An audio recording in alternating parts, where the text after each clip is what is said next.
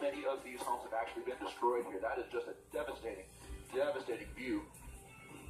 Who can forget that view right there? Summer officially here right now. Rising temperatures mean more chances of fires like the one you just saw. You don't have to be caught off guard, though. LA County Fire Chief Daryl Osby is here with tips on how to prepare and participate this fire season to keep your family safe. Good morning, Chief. Morning, Chief. Good morning. Thanks for joining us. Yeah, thanks for having me. We just saw that clip of The Thomas Fire. Yeah, the Thomas Fire, the most destructive fire California has seen. I know we both covered that.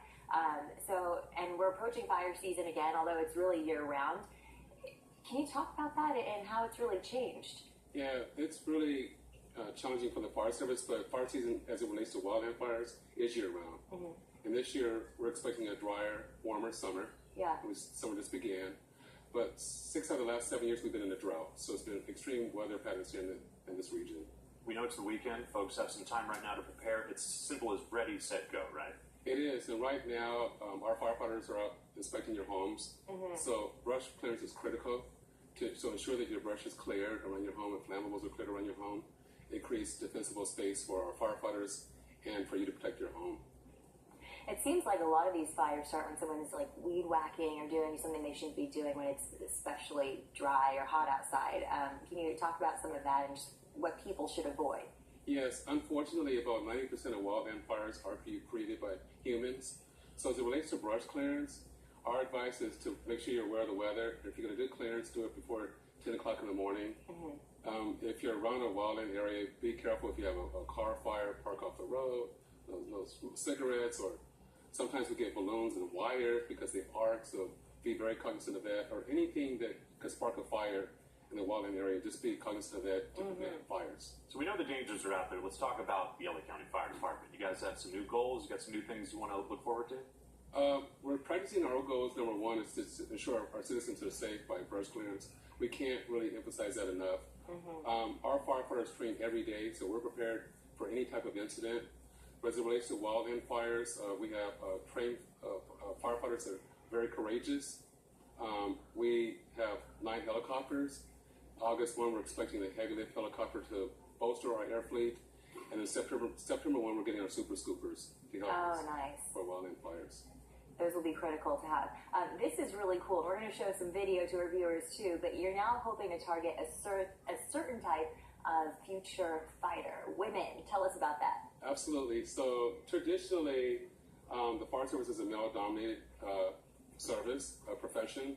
And so we're really trying to attract women to our fire department. So this year we've had girls camps, we've had women's camps, we've had focus groups just geared at women. Our objective this year is to have an exam sometime in the fall or early spring next year. So we're just trying to do a good recruitment to attract women to our profession. That's really cool. What does the training involve? What do you have to go through to become a firefighter? It's a very arduous process. Typically, there's about 10,000 people applying for about 200 jobs. Mm-hmm. So you have to be mentally, physically, and spiritually strong. So for the women, we're just letting them know the physical aspect of the profession and just giving them an introduction to some of the techniques that they should learn prior to being a firefighter. Any tips for maybe a woman, a young girl watching right now who thinks, oh, that could possibly be a good future job in terms of how to prepare?